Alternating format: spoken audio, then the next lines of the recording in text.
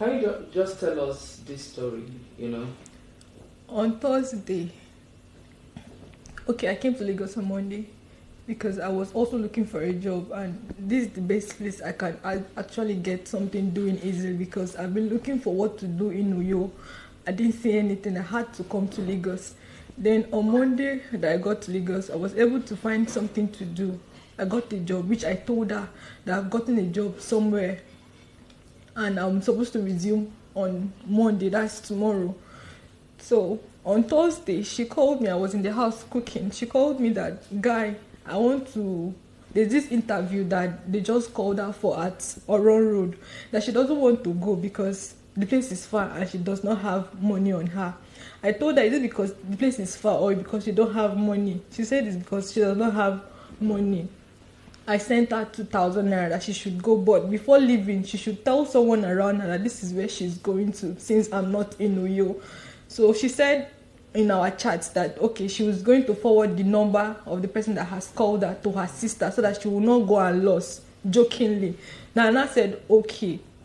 She called me that she was heading to the place after I've sent her the 2,000. So on her way going there, she called me again. I was still in the kitchen cooking, so my phone was close by. So I picked immediately. Said, guy, this place is far. And then I told her, guy, if that place is that far, if you go back, that's how I sent it. So she now said she's already here, that she will find out by herself before, if the money they are going to pay her is not favorable, she will not be coming to this kind of a far place. The next minute, I saw a 1-second audio on my phone, so I quickly checked it was from her. So I played it. I didn't hear anything, so I was thinking maybe she wants to tell me something, or maybe she does not have enough data. So I called her immediately. I didn't allow it to be up to 5 minutes or 10 minutes. It was the moment I got the message, I called her, and I heard her screaming when she picked. I'm sure they were trying to struggle then, so they picked mistakenly, and I heard her screaming. So I tried calling back again. I've been calling her since then. She's not picking her call, and I tried calling her 2 times. She didn't pick. That was when I raised an alarm. I had to call a friend of mine in Uyo that knows someone that knows her sister, since I did not have any of her sister's number. And the person called the guy that he knows, then forward the sister's number to me. So I now called her if Ini has told her where she's going to and the place she's going to look for a job. She said yes, that the same thing she said to me was what she said to her. That she only sent her the address, that's Ibiako on Umoren Road by Airport Road, that she sent only the person's number. I now told her, explain everything that just happened, that I tried calling. She told me that she was going to this place and she does not have money and all that. I had to send her 2,000. She has gotten to the place and she told me this place is far, but I agreed that, okay, go back if the place is far. She said she's already there. She would want to know how the place is first before going back. And ever since then, I've not heard anything. The next thing was for me to see a 1-second audio on my phone. Then I called her back. I heard her screaming. So that was how I was able to get to the family. And she narrated that it was the same address she told me she was going to, that she went. So that's just it. So did the sister tell you after you called her and told her about the one minute or less than a minute audio, did they go to that particular address? No, they didn't. She quickly went to the police station to report the case. They said it's not up to 24 hours yet. So she went there. It was towards 4:16. She sent me that 1 second voice note. Then by the time I reported it was not up to 4:30. So when she went to the police station that Thursday evening, they said it's not up to 24 hours, that she should wait till the next day. So she went back early in the morning by 8:30, and they were saying they can't go there with their van. She has to hire a different van and to buy fuel. People sent money. I called some few persons. They sent money to her, and she was able to hire a van to withdraw the money, then go back to the station. So since then, they said they're investigating on it, and we've not had anything. The next minute, people, because I sent the number to people, I posted it online about the number that called her for the interview. So they checked on Truecaller, and it was showing Ezekiel Akpan.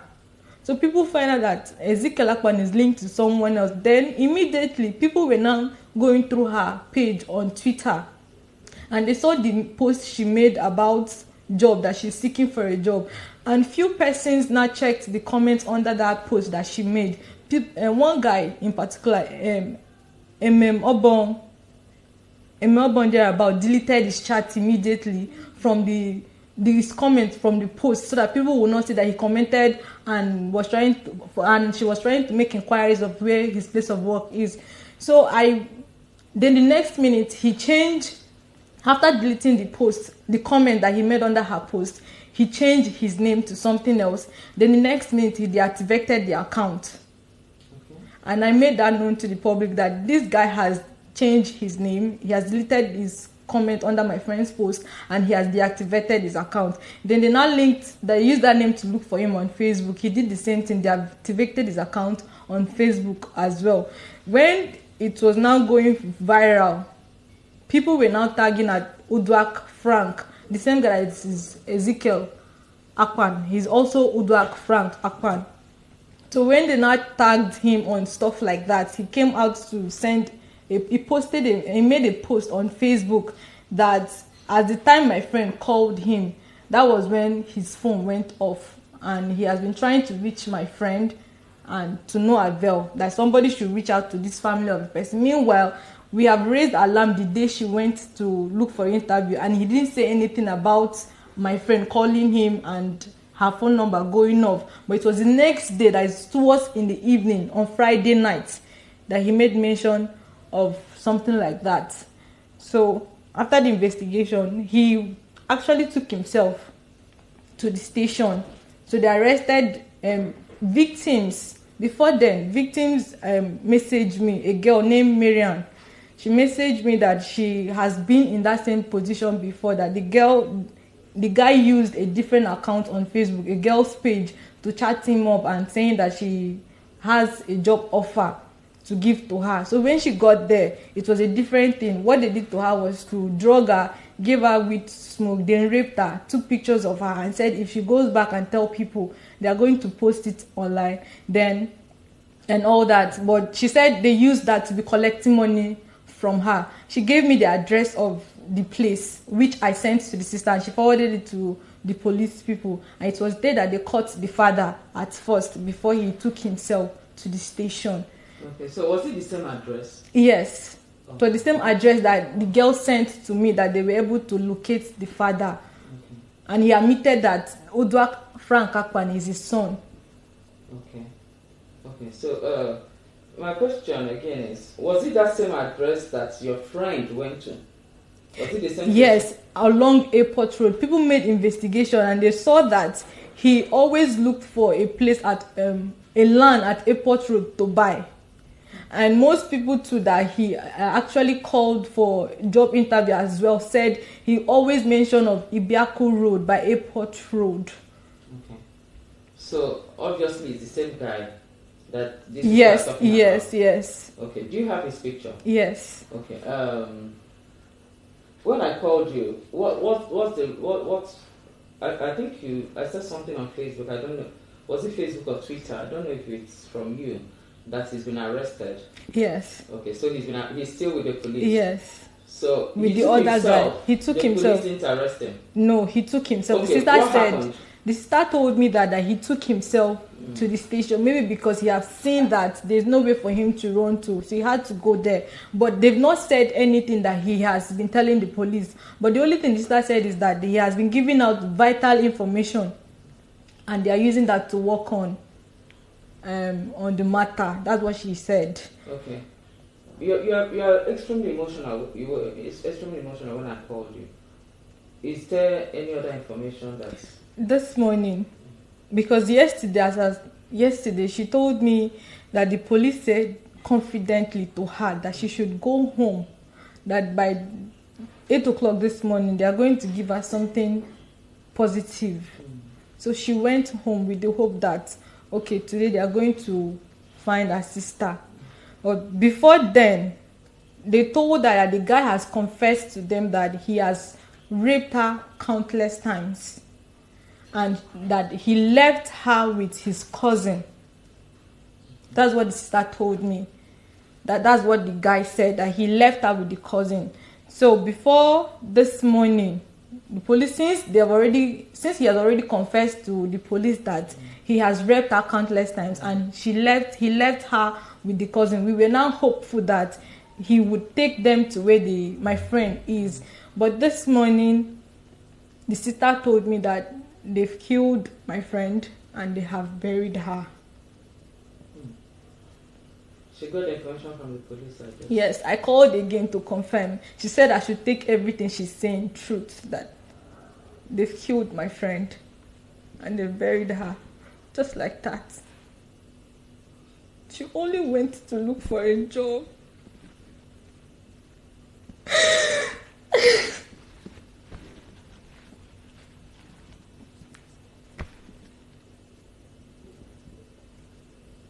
This is not a case that she just went missing. Everybody knew where she went to. She sent the address to her sister, and she sent the number of the person that called her for the interview to her sister. And we were able to get the guy's name and his face, and the father admitted that that is his son. People came out to say the same thing, that he has been doing the same thing to other people. Victims were now making their own statements. So why did they now delay everything as of 2 days ago? And now this morning they are saying that they killed and they buried her. Why would they do that?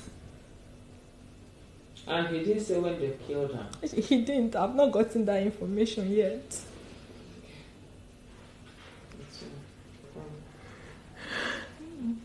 This month that just ended made that 26 years.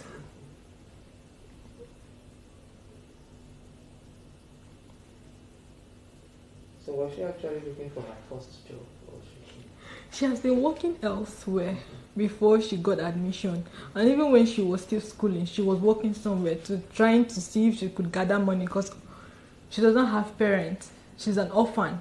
So she tried most times to, even when we were in class, most times she doesn't make it to class because she's somewhere teaching. Then after this, we were supposed to leave for camp last year because we graduated 2019. But because of the COVID and everything, we couldn't leave. So we've been looking forward to leaving for camp. And it's getting late. We don't know what they're saying, if they've actually sent our result to the Senate and all that. So she's stuck in a place that she does not know if she's going front or backward. So she says she can't keep waiting till whenever they are going to approve her results. Let her go look for something to be earning little money for the meantime, till whenever she leaves for camp. That's the idea why I came here too as well, to look for something to do. And then now, which school is she at? University of Umoh. Okay, how will you describe her? What kind of person was she? Umoren does not keep late nights. She doesn't go out if I'm not involved. If she goes out anywhere, she'd let me know, like, guy, I'm going to see this person now. I'll be back by this time. She does not go out with anybody. She doesn't have a relationship presently. She's not in a relationship. She's single. So she does not really go out.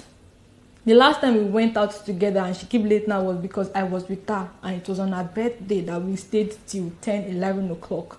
That's all. She's always in the house. Our compound people can testify to that. Even the neighbor, the landlord always say that, why is she always inside? That she should come out most times. But since she does not have anywhere to go to, she's always inside. She doesn't have much friends.